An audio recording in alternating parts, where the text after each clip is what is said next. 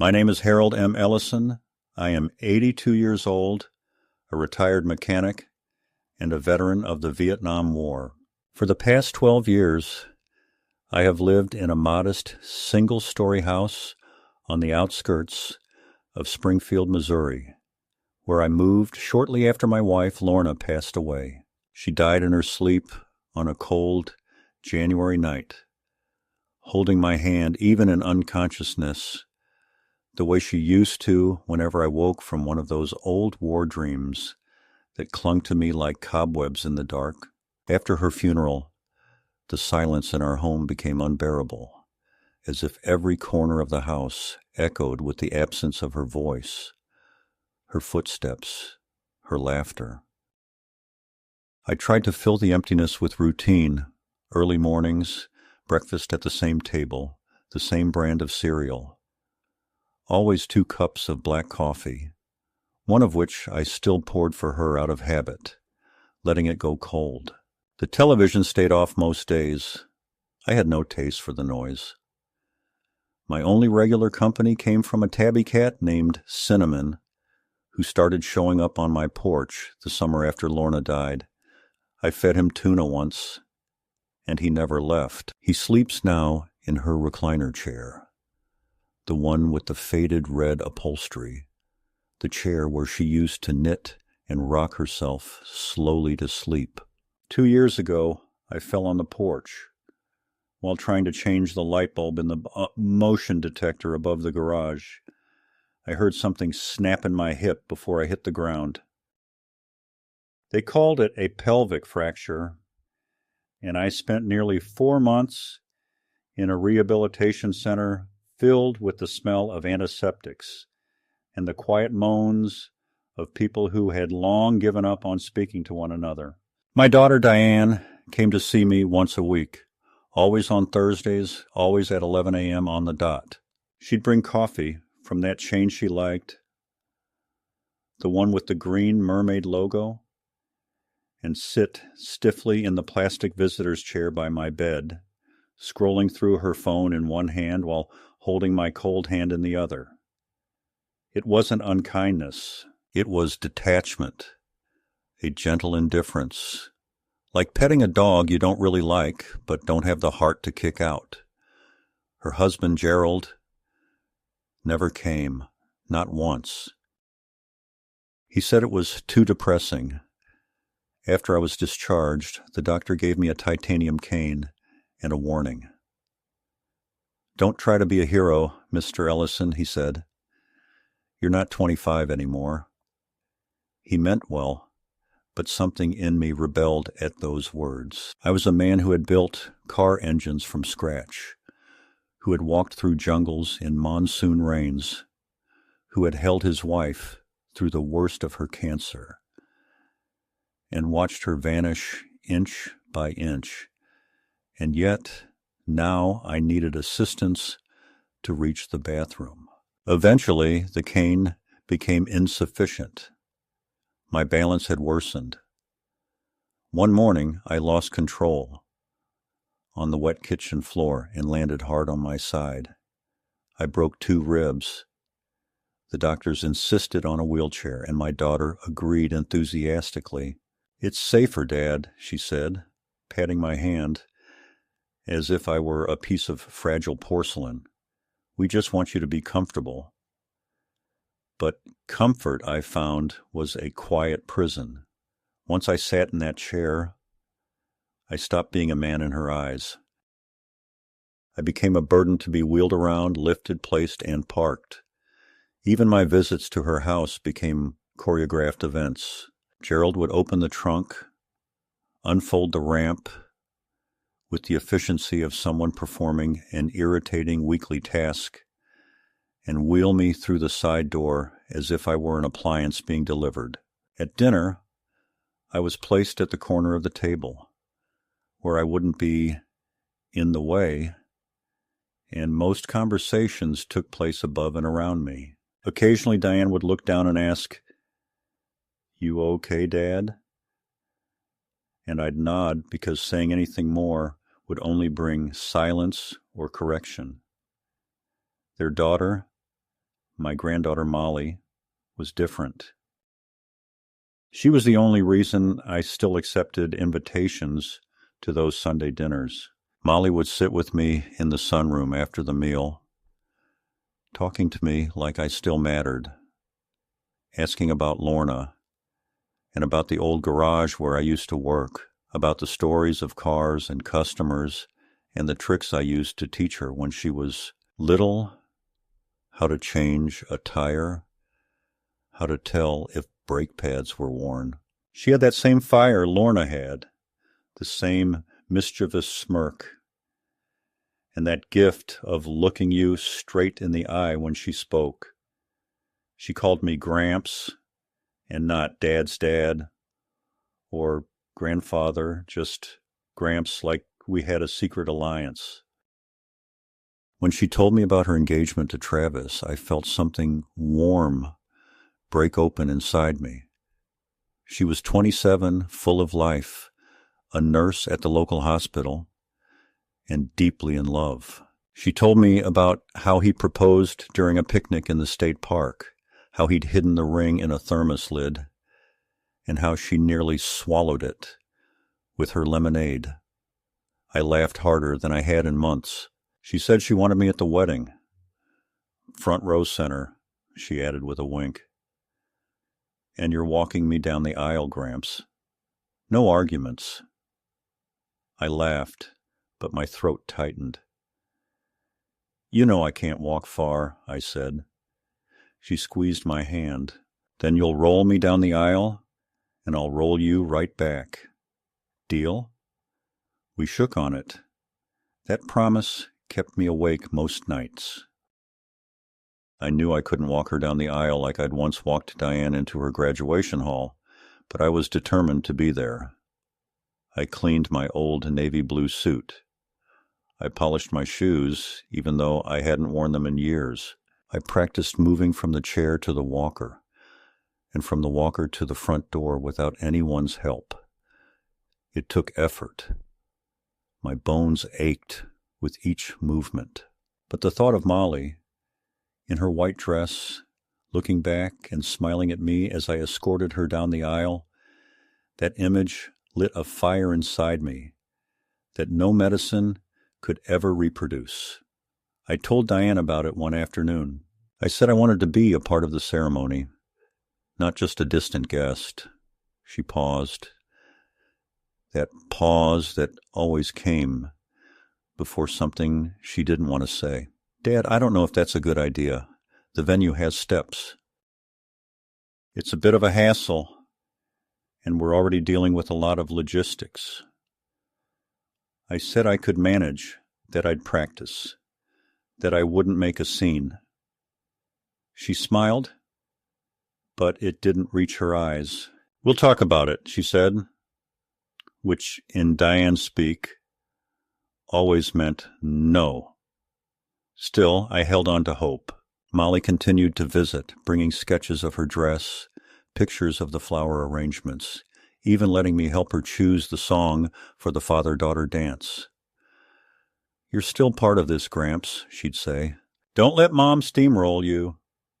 I didn't tell her about the conversation with Diane. I didn't want to spoil her joy. I convinced myself that maybe, just maybe, Diane would come around. Maybe on the morning of the wedding, I'd be wheeled into that chapel, lifted proudly into the moment I had earned with a lifetime of love. I didn't yet know that my own daughter had already made sure that wouldn't happen.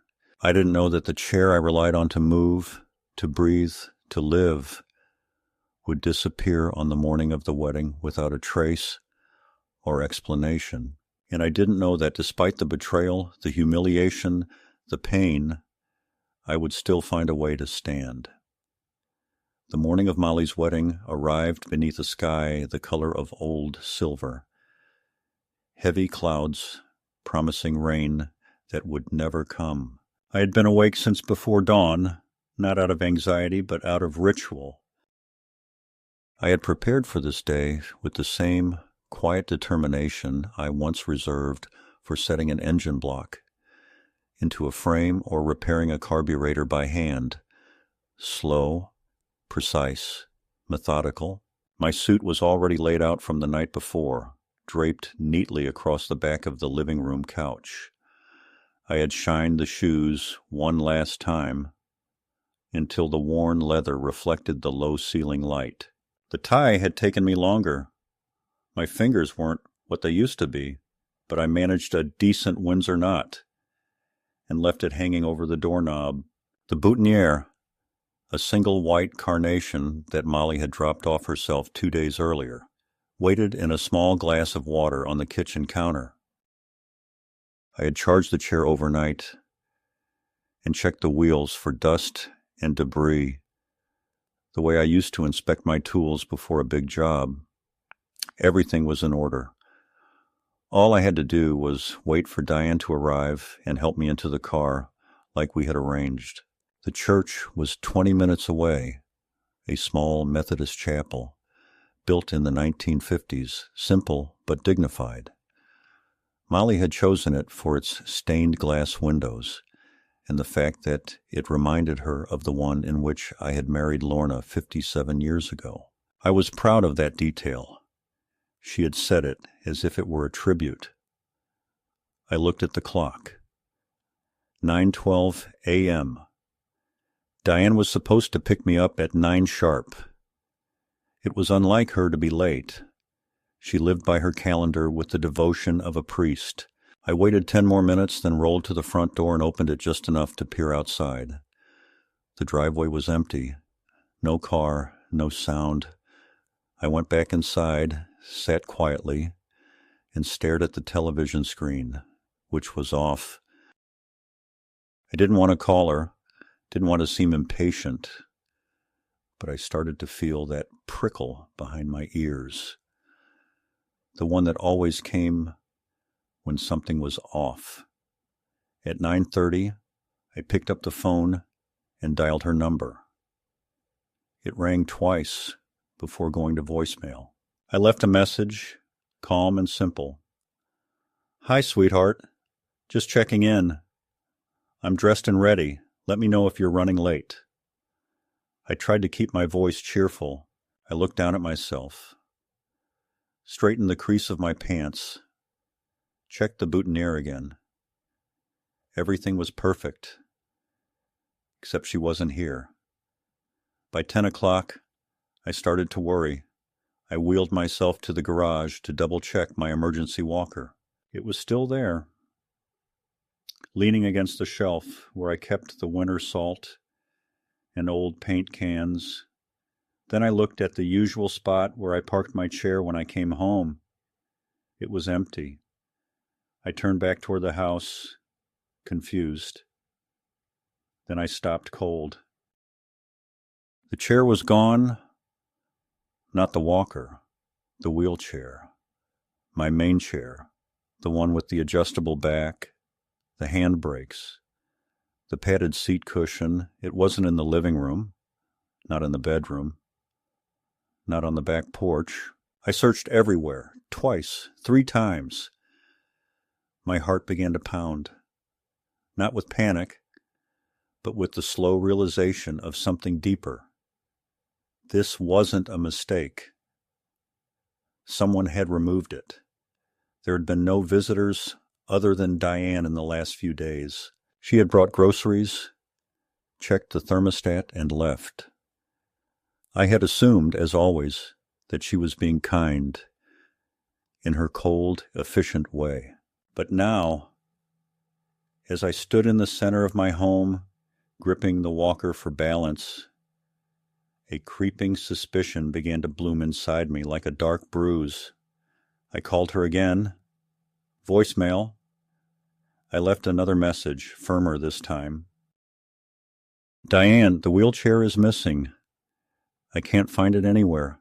Please call me back as soon as you get this." I tried to keep the shake out of my voice, tried not to believe what I already knew. I moved to the kitchen and sat at the edge of the table, gripping the walker with one hand, while the other shook slightly as I reached for a glass of water. The cat meowed at my feet, sensing my agitation. I reached down to pet him, but the gesture felt robotic, meaningless. I waited. At 10:45, the doorbell rang. Diane stood there in a beige trench coat, hair done up, makeup perfect. Behind her in the driveway, Gerald waited in the driver's seat of the sedan, engine running. She didn't greet me. She didn't smile. She walked in like a realtor showing a house. "Are you ready?" she asked, and I stared at her for a long moment before answering. "Where's my chair?" I asked.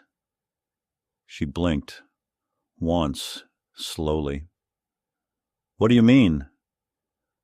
"My wheelchair's gone. It's not here. It was in the house yesterday. Did you move it?" She looked away for a moment toward the car, then back at me with a manufactured softness. "Dad, we thought it would be better if today you just stayed home. The venue's too tight. There are stairs, and ramps aren't reliable in the rain. You know how much Molly has on her plate today. She doesn't need any complications." I stared at her, not speaking. "It's only for today," she added quickly, as if that made it better. "You can see the photos later. I'll bring you cake." I didn't move. My hands gripped the walker so tightly I could feel the metal vibrating. "She asked me to walk her down the aisle," I said, my voice steady. "I made her a promise." Diane sighed. A long, slow exhale, filled with practiced patience. "That was just sentimental, Dad. She didn't really mean it. She was being sweet. She's okay with it. We talked about it. You'll see her later at the reception." She turned toward the door. "Now I really need to go. We're already late. I'll have Gerald bring you some lunch." And then she was gone. Just like that. As if I had been a patient refusing to take his meds. As if I were a child who had thrown a tantrum. I stood there for a long time, not sitting, not moving, gripping the walker until my knuckles turned white. The silence in the house was deafening. Somewhere in the back of my mind, a voice, Lorna's voice, whispered, "Don't let them take this from you." It wasn't loud. It wasn't angry. It was calm, loving, steady, like her. I turned slowly and hobbled toward the hall closet, the one with the sliding door that always stuck a little on the left side.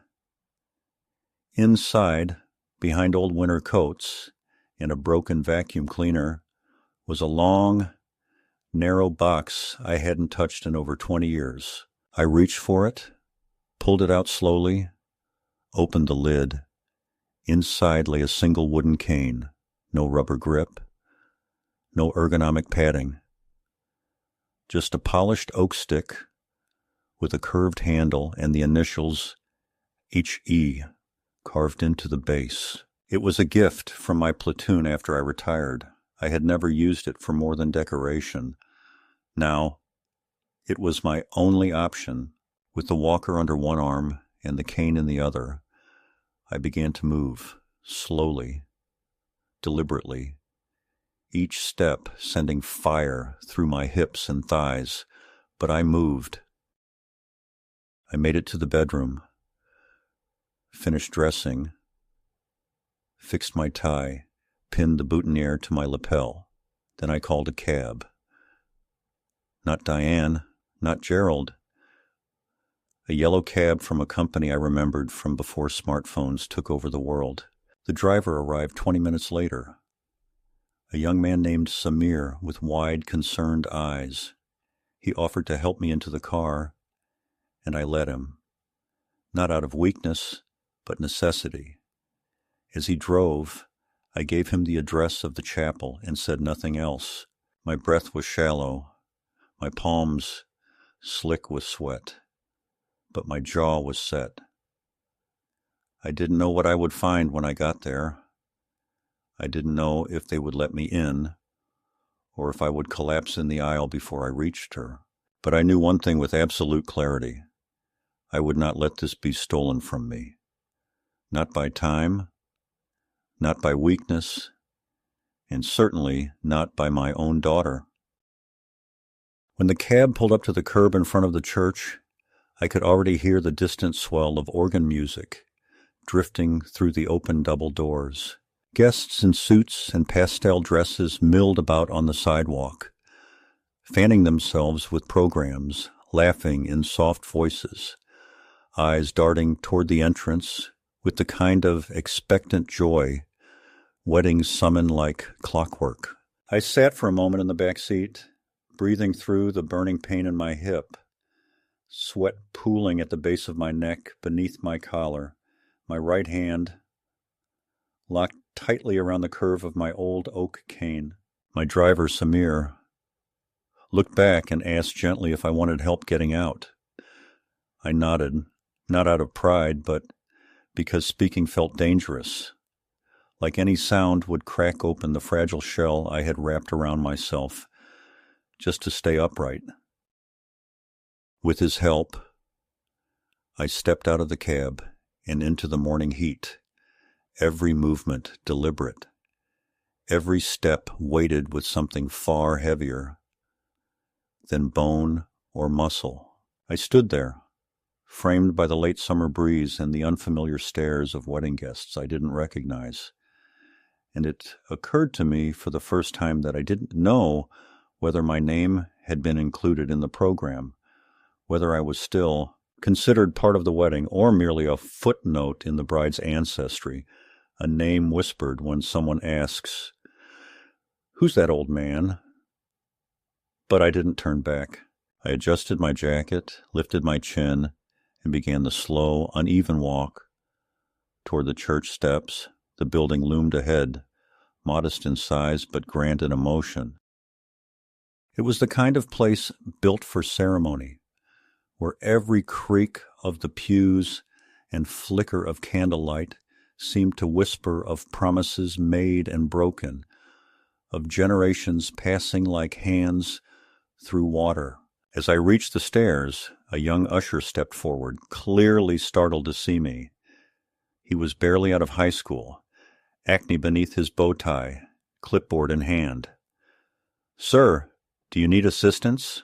The ceremony is starting," he began, but I cut him off with a look that said more than words could have. He faltered, then stepped aside.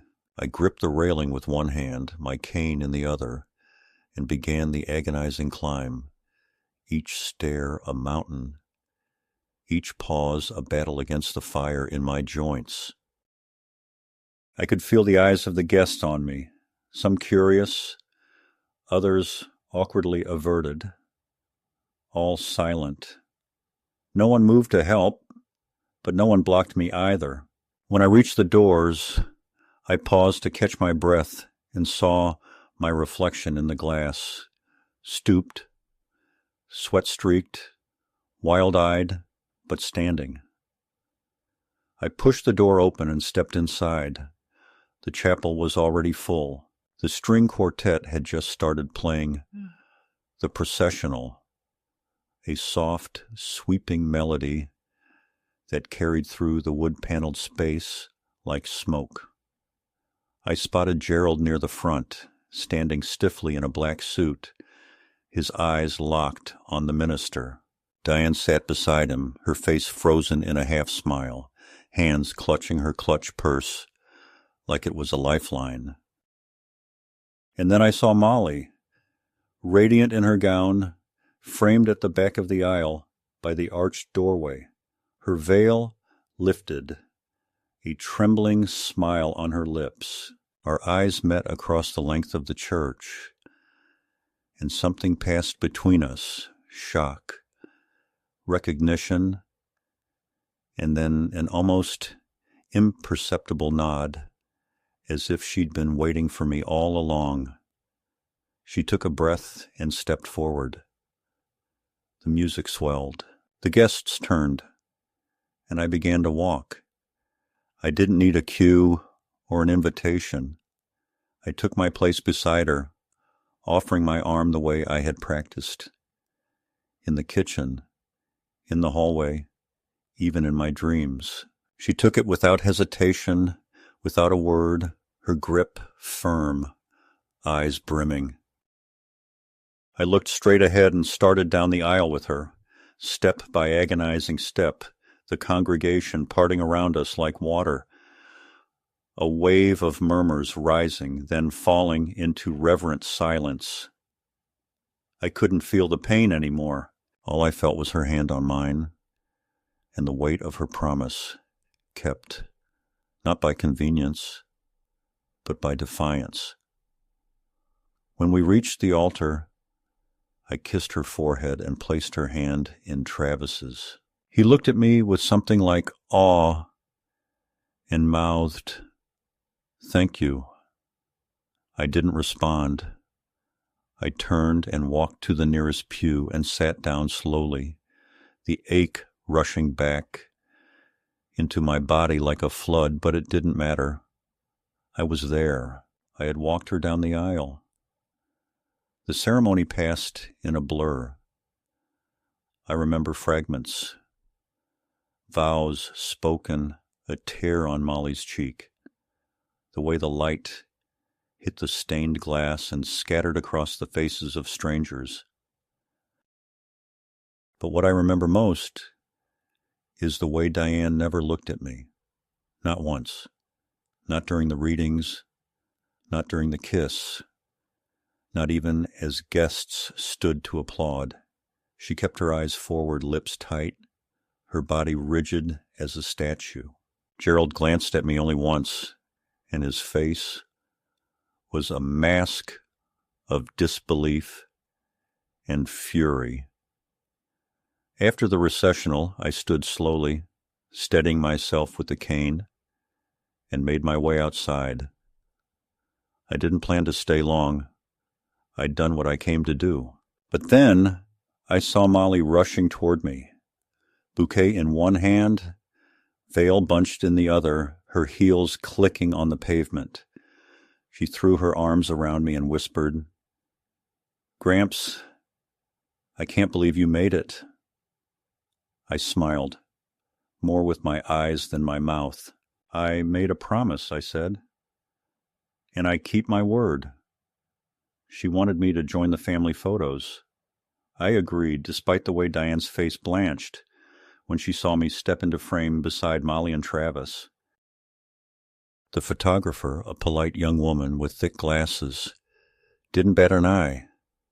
She posed as carefully, even giving me a seat on the edge of the bridal party, making sure I was visible. Gerald stood stiffly behind me, his hand barely grazing Diane's waist. No one said anything during the photos, but I could feel the tension rise like heat off asphalt.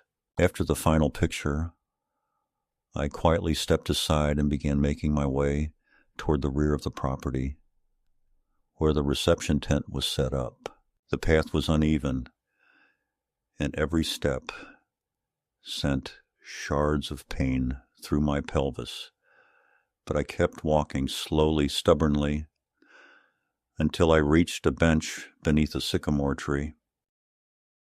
I sat alone for several minutes, letting the world settle around me, catching my breath, adjusting the boutonniere that had wilted slightly.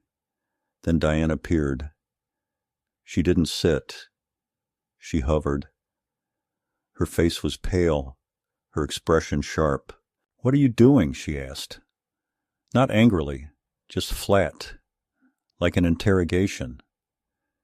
"You weren't supposed to come. You weren't supposed to do this." I looked up at her, letting the silence stretch long enough to make her uncomfortable. "You took my chair," I said. She didn't deny it. She crossed her arms, eyes darting toward the reception tent.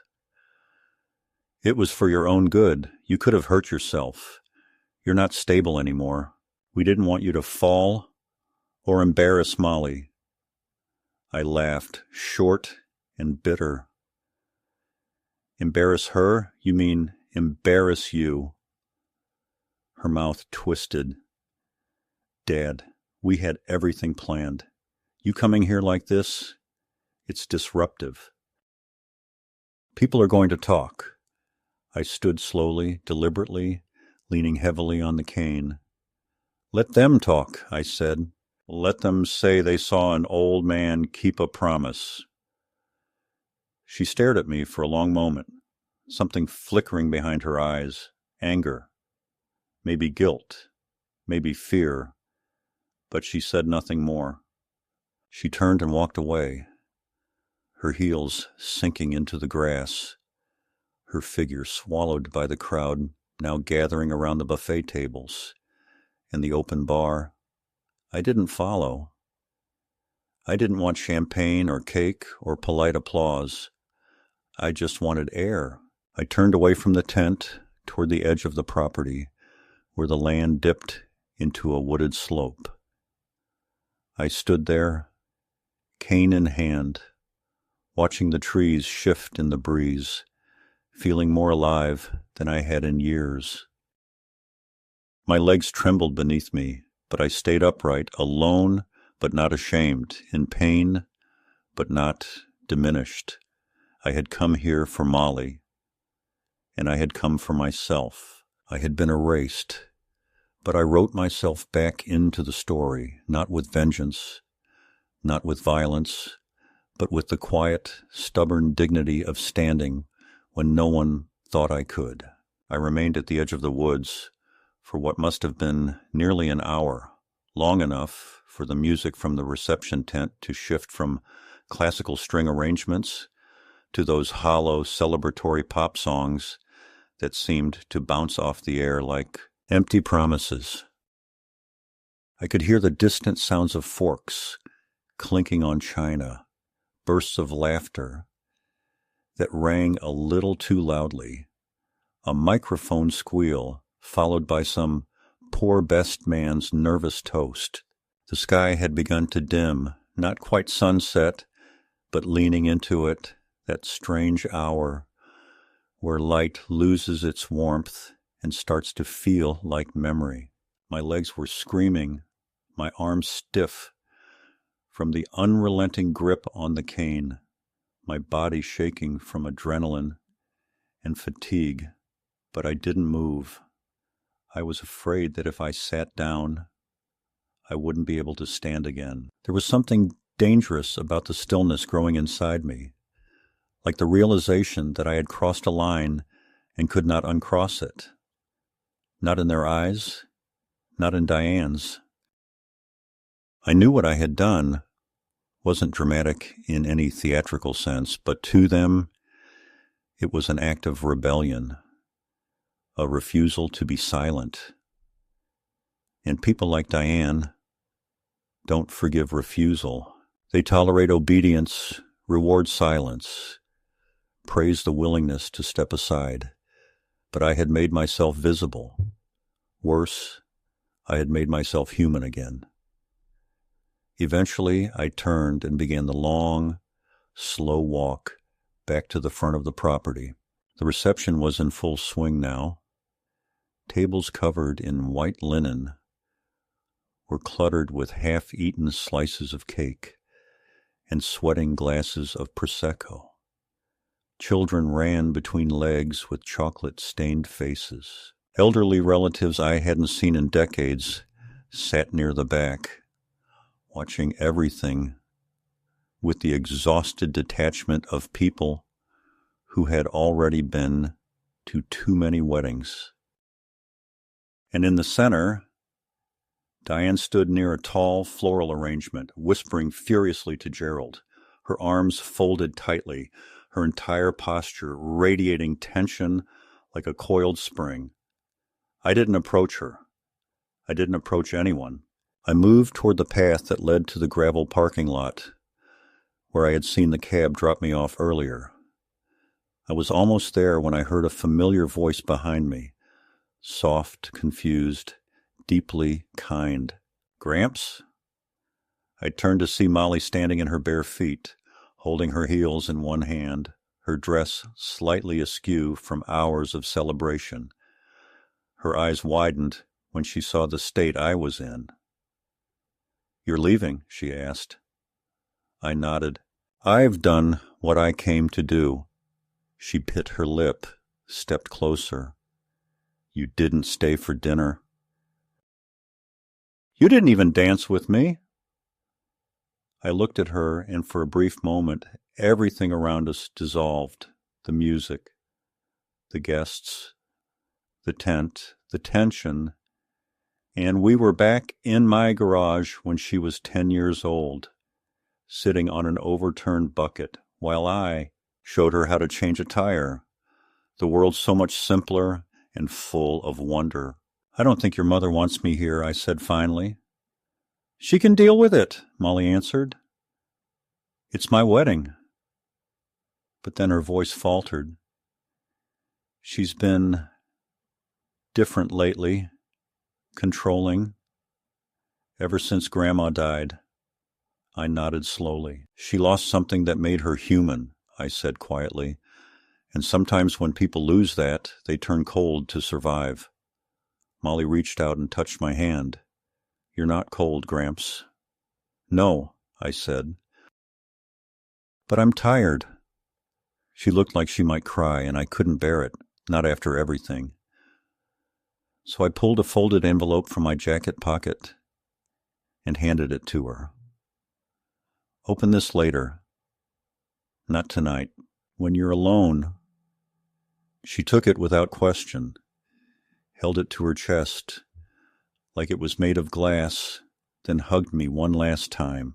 I could feel her ribs, her warmth, her youth pressing into the worn-out fabric of my old suit, and I knew in that moment that not everything had been lost.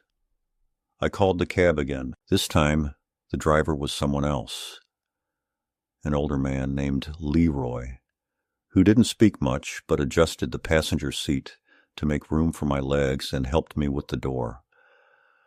The ride home was quiet. I looked out at the trees passing like ghosts in the window, the last light of the day bleeding across the highway. And I thought about how silence could be both a punishment and a gift. When we arrived at my house, the porch light was on, likely set by Diane before she left that morning. A routine flick of a switch, not a gesture of care. I paid Leroy, tipped him well, and stepped out into the dusk. Every step from the car to the door was like dragging chains behind me, but I made it. I made it all the way inside, locked the door behind me, sat down in the chair by the window, and let my body unravel. I don't remember how long I sat there, but eventually I fell asleep, still in my wedding clothes, my cane leaning against the armrest, the cat curled beside me like a silent witness. When I woke the next morning, the suit was wrinkled, and my body felt like someone had beat me with a bat. But I didn't care. I had walked Molly down the aisle. I had defied them. And now I waited for the fallout. It came sooner than I expected. That afternoon, there was a knock at the door. I knew it was Diane before I opened it. Her knock had always been too firm, too precise, like she was announcing authority rather than asking entry.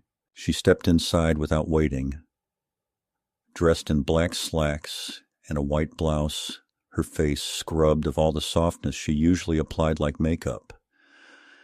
"We need to talk," she said. I gestured to the couch, but she remained standing. "What you did yesterday was irresponsible," she began. "You put yourself in danger. You disrespected the plans we had in place. Molly was upset." "No, she wasn't," I interrupted. "She thanked me." Diane's mouth twitched. "That's not the point. You embarrassed yourself. You embarrassed me." I looked at her, really looked, and saw not anger, but fear. She was afraid of something. I couldn't place it yet, but it was there, hiding behind her eyes like a shadow. "What are you really upset about?" I asked. That I didn't sit quietly where you put me? She didn't answer, just walked to the bookshelf and stared at the row of photo frames, most of them dusty, untouched. She reached out and picked up the wedding picture of me and Lorna, black and white, slightly faded, but still full of life. You used to be different, she said, before Mom died. So did you, I replied. She set the frame down too carefully, as if afraid it might explode. We're not doing this again, she said. We've made arrangements for your comfort. Gerald and I were trying to make things easier. Whose comfort? I asked. Yours or mine? She turned toward me, and for the first time I saw tears forming. But they weren't born of sadness.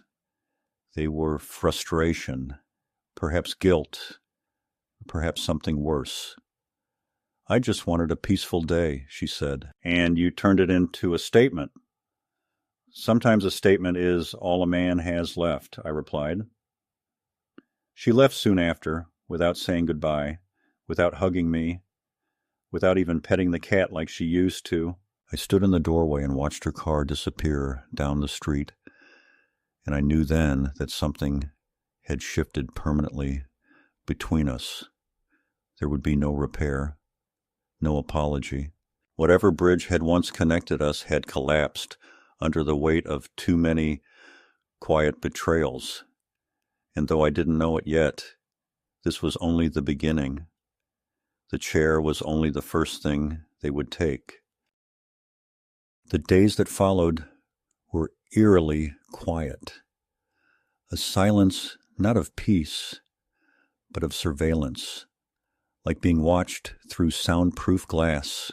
I resumed my ordinary routines, feeding the cat, heating the same oatmeal I never finished, sitting by the window where the sunlight bent through the blinds in stripes across the floor.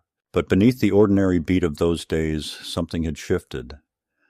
I felt it in the way the phone rang more often, always from unknown numbers, never with a voicemail. I felt it in the way my front gate creaked late at night, and then again before dawn, never long enough to catch a face, but just enough to stir my sleep. One morning I woke to find the recycling bin had been turned upside down and all its contents scattered across the sidewalk.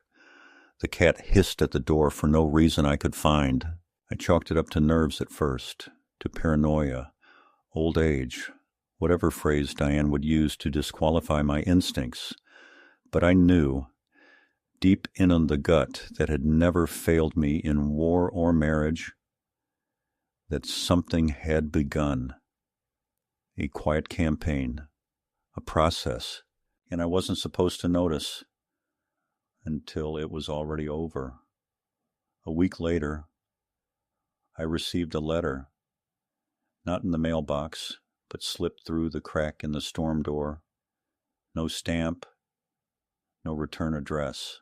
The envelope was thick, beige, the kind that usually comes from offices with linoleum floors and people in clip-on badges.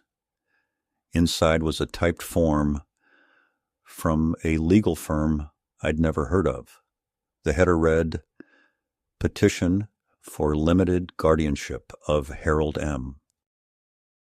Ellison. I read the words over and over again, as if repetition would somehow change them, soften their edges. But the meaning was clear. Diane had begun legal proceedings to have me declared partially incapacitated, just enough to take control of my medical decisions, my finances, my property. Not a full declaration, not dramatic enough for scandal, just a quiet shuffling of authority, masked as concern.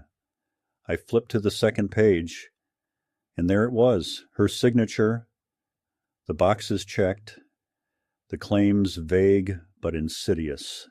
Memory decline, mobility limitations, risk of self-harm due to non-compliance. words that sounded like safety, but tasted like betrayal. The final page listed the proposed guardian, Diane L. Keating. Daughter. I didn't call her. I didn't scream. I didn't even tear up the letter. I placed it flat on the kitchen table and stared at it while the kettle hissed and the cat purred at my feet. I thought about the day Molly was born, about the trembling of Diane's hands as she held her daughter for the first time. I remembered how she cried and whispered, "I don't know if I'll be a good mother." I had placed my hand on her shoulder and said, "Then love her harder than you think you can." That's always the right direction. I remembered how Diane had nodded, had leaned into me, not as a daughter to a parent, but as a person to another person, flawed and afraid and hopeful. That moment had felt real. And now I was a case file in a system that processed old men like leaky faucets, quietly turned off until no one noticed the drip. I contacted an attorney the next day. His name was Mark Renner, a quiet man with steel gray hair and a reputation for defending elder rights. We met in his office above a bakery downtown, and he listened without interruption as I laid everything out: the missing wheelchair, the wedding, the petition, the years of slow erasure. When I finished, he leaned back in his chair, steepling his fingers. "They always start with safety," he said. "That's the language they use. It sounds benevolent, protective. But what they're after is control." I asked him what my chances were. He said we'd have to prove competence through an independent medical evaluation, neurological, psychological, and cognitive tests. "Are you willing to go through all that?" he asked. I looked at him and answered without hesitation. "I walked my granddaughter down the aisle without help. I'll walk through this too." He nodded. "Then let's make them regret underestimating you." The next week was a blur of appointments, tests, questions asked by people in lab coats who looked at me the way people look at relics in museums, curiously, cautiously, as if afraid I might crumble under scrutiny. They asked about dates, locations, sequences, names. I recited full addresses I hadn't used in decades, listed every U.S. president in order from Truman to the current one, corrected the psychiatrist when he mispronounced hippocampus. I walked across rooms, solved puzzles, named animals in alphabetical order. I felt like a trick pony in a courtroom circus, but I did it. Every test, every indignity, because the alternative was to be silenced forever. During this time, Diane didn't call. Gerald didn't visit. Molly sent a text, simple, brief. "I don't understand what Mom's doing, but I'm here if you need me." I didn't reply. I didn't want her caught in the crossfire. That weekend, I visited the bank and requested full transaction reports for the past 6 months. I highlighted every withdrawal made under Diane's name, using the power of attorney she had slipped into a document I had signed years earlier, thinking it was for emergency medical decisions. The amounts weren't massive, but they were frequent. $300 here, $600 there. A $1,200 payment to a catering service the day before the wedding. I gathered the documents and brought them to Mark. "It's a pattern," he said, "not big enough for charges, but enough to paint a picture." We added it to the file. The hearing date came quickly. It was scheduled for 10 a.m. in a courthouse I hadn't visited, since paying a speeding ticket in 1973. The courtroom was smaller than I expected. Wood-paneled walls, high windows, a faint smell of mildew and bureaucracy. Diane sat at one table with a lawyer I didn't recognize, younger, polished, wearing a pitying smile. I sat with Mark, who wore the same calm expression he had at our first meeting. The judge, a woman in her 60s, entered and looked at me with clear eyes. "Mr. Ellison, are you able to speak on your own behalf?" she asked. "I am," I said. My voice didn't tremble. Over the next hour, the room filled with paperwork, arguments, counter-arguments. Diane's lawyer cited concern for my increasing confusion. Mark submitted the evaluation reports, 3 separate specialists attesting to my full cognitive function. I listened as they debated my capacity, as if I weren't in the room, as if my decades of work and marriage and sacrifice could be reduced to bullet points and checkbox forms. Finally, the judge looked at me. "Mr. Ellison, would you like to make a statement?" I stood slowly, gripping the edge of the table for balance. "Your Honor," I began, "I may walk slower than I used to. I may forget where I put my glasses. But I remember how to love. I remember how to stand when someone tries to push me down. And I remember that I raised a daughter who used to be kind before she decided that comfort was more important than dignity. I don't need to be protected from my life. I need to be allowed to live it." The judge was silent for a long time. Then she nodded and ruled in my favor. The petition was denied. The guardianship dismissed. I had won. But victory came with its own kind of grief. I returned home, not in triumph, but in exhaustion.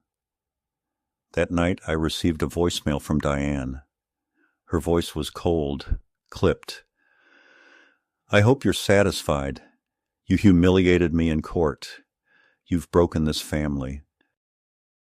I don't know who you are anymore." I deleted the message without listening to the rest. The next morning, I found my front gate ajar. The lock had been snapped. Inside the yard, my garden hose had been turned on and left running, flooding the flower bed I had tended for 6 years.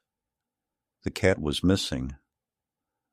I found him later behind the shed, soaked and shivering.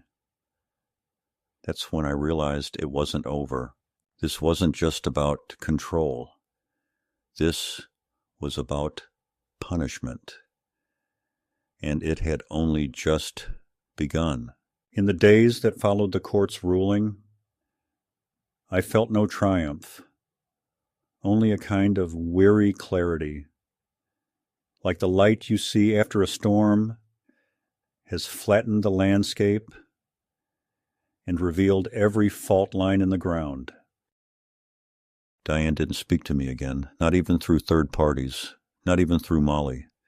She simply vanished from my life, a retreat not marked by apology or shame, but by silence and pettiness. And the silence had weight to it. My trash bins stopped being collected without explanation. My prescription refills were mysteriously delayed. The Meals on Wheels service that used to come twice a week began skipping deliveries. When I called the coordinator, a polite young woman named Jenny, she hesitated and said they had received a notice from a family member that I had moved out of state. I had to bring my ID in person to the office to reestablish service. "You're not the first," she said under her breath as she processed my reinstatement. "Elder sabotage happens more than people think." I didn't ask what she meant. I already knew. Every inconvenience, every delay, every small act of redirection, it all had fingerprints, even if Diane's weren't visible. I had won the legal battle, yes, but the emotional war had shifted underground into quieter territory where things could be done to you without ever being said to you. And so I began making preparations of my own. First, I changed my will. I removed Diane entirely. No caveats, no explanations, just a clean deletion. In her place, I named Molly as sole beneficiary, not because I wanted revenge, not even out of punishment, but because she had shown me again and again that the connection between us was still rooted in something real. I also established a small trust in Lorna's name to fund scholarships for students entering geriatric nursing programs. It wasn't a grand gesture, just enough to plant a flag of memory where someone might see it. Then I made copies of the bank reports, the guardianship petition, and every correspondence related to the attempted takeover. I gave one set to my attorney, one to Molly, and I stored the third in a fireproof lockbox under the floorboards of my bedroom closet. I wasn't preparing for retaliation. I was preparing for survival, the kind that elderly people are rarely allowed to talk about, the kind that doesn't look like heroism, but like folding your clothes neatly before you pack your bag. The final straw came 2 weeks later, when I received a notice from the county assessor's office informing me that my property taxes had been flagged for review due to an anonymous report of the house being inhabited unsafely. I knew immediately what it meant. I'd seen this tactic before in other families, heard it whispered about at the VA center or in the halls of the rehab facility. The slow erosion of legal independence through code enforcement, welfare checks, suspicious 911 calls. I called Mark and told him I was leaving. Not fleeing, not hiding, just leaving. He asked where I would go, and I told him about the veteran housing complex across town, a modest but dignified building with a waiting list I had quietly joined the year before. I had received a call 2 days prior that an apartment had opened up.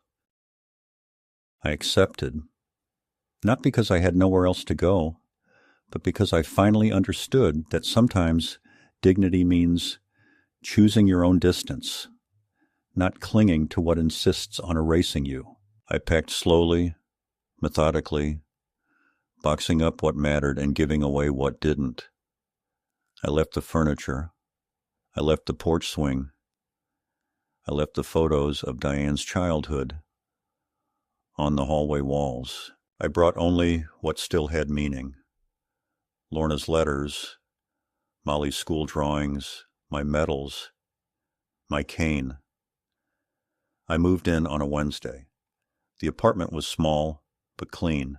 The building had other veterans, quiet, kind men who nodded at me in the hallways, who understood what it meant to carry history in your bones. There were no ramps to unfold, no family members to judge the way I folded a blanket or how slowly I walked to the mailbox. I bought a used recliner and placed it by the window. The cat took to it immediately, and by evening it already felt more like home than the house ever had since Lorna died. That weekend, I wrote a letter to Molly. Not an email, not a text, but a real letter. I told her where I had gone and why. I didn't curse Diane or assign blame. I just explained that I had reached the edge of what could be repaired. And rather than live inside the rot, I had stepped out of the house and into my own breath again. I included the new address and a spare key. I didn't expect a response. But 3 days later, she arrived. She didn't knock. She just walked in, holding a pie tin wrapped in foil, her hair tied back, no makeup, eyes red but fierce. She looked around, nodded slowly, then sat beside me in silence. We didn't speak for nearly 5 minutes. Then she said, "Mom's trying to find you." I didn't answer. She continued, "She's angry. She says you've poisoned me against her." I turned my head. "Have I?" She shook her head. She did that herself. I watched her carefully. There was no melodrama in her voice, just exhaustion, the kind that comes from realizing someone you love is not who you thought. "I found the forms," she added. "The bank withdrawals, the guardianship stuff. I had no idea." I nodded. "Now you do." She looked down at her hands. "What do you want me to do?" I took a breath. "Nothing. Just don't forget me." "That's all I want." She looked up, and in her eyes I saw Lorna again, defiant and bright, full of grace that wasn't taught, but inherited. "I won't," she whispered. As she left, she placed the pie tin in my fridge. "It's blueberry," she said. "Grandma's recipe." I smiled and said, "Then it'll last about a day." She laughed through her tears and walked out into the dusk. I stood at the window and watched her drive away, knowing that this, finally, was what victory looked like. Not in courts, not in confrontations, but in the quiet assurance that someone still sees you as whole. Later that night, as I ate a slice of pie with the cat curled on my lap, I thought about how easily the world erases its old men. But I also thought about how powerfully one girl, now a woman, had refused to let me disappear. And for the first time in years, I slept the whole night through without waking in the dark. It's been 3 months since I moved. The seasons have begun to shift again, and the maple trees outside my new window are trading their green for rust and gold, the way they've always done, indifferent to the dramas of men. I sit each morning with my coffee, the same way I did back in the old house, but now there is no silence that accuses me, only quiet that listens. The cat, older now, moves slower, climbs less, but still curls himself at my feet, as though the past never happened. The other tenants in the building greet me with soft nods and few words. We are all people who have carried too much to speak often. One man lost both legs in Iraq. Another lost his son to suicide. We don't exchange stories. We exchange understanding. It's a better currency. Diane has not called. I no longer expect her to. Molly visits every Sunday. She brings groceries I don't need and stories I do. She sits cross-legged on the carpet, like she did when she was 8 years old, and tells me about the patients she cares for, about the absurdities of hospital bureaucracy, about how Travis burns toast every morning. She smiles more now, laughs easier. I think it's because she no longer feels torn between truth and loyalty. I never ask about Diane unless Molly brings her up. And when she does, it's in the past tense. She said this. She did that. Never, she says. Diane has become a story, not a participant. And maybe that's how it must be. I sometimes think about how close I came to disappearing, not from the earth, but from recognition, from personhood. It doesn't happen all at once. It happens in soft edits, in words spoken for you instead of to you, in doors that are locked when you used to have keys, in memories rewritten by others until your version sounds suspect. I think about the wheelchair, how its absence revealed everything.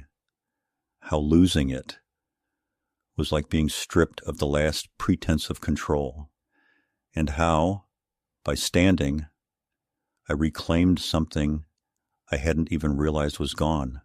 Not pride, not independence, but authorship.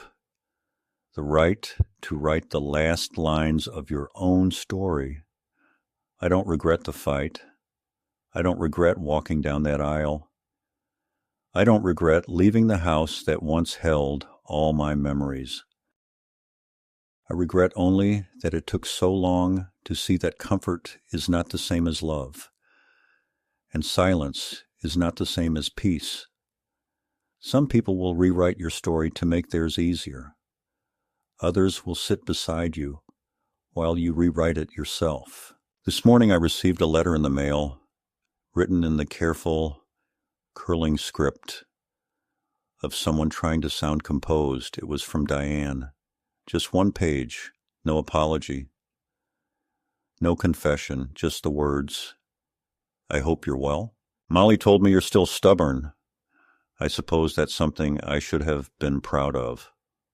I read it once and folded it carefully back into its envelope. I didn't throw it away, but I didn't respond either.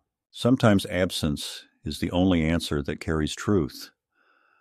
Later, Molly stopped by with a photo album she had made, pictures from the wedding.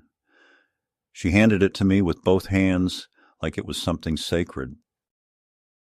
On the cover, in gold letters, it read, "For the man who stood."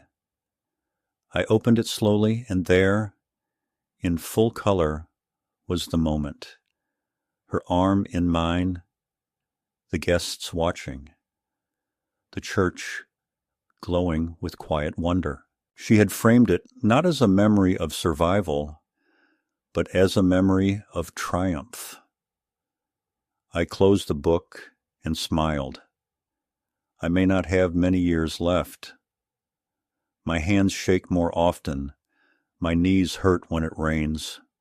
But I am not afraid, not of dying, not of being forgotten. I have been seen. I have been heard. I have stood. And that, I think, is enough.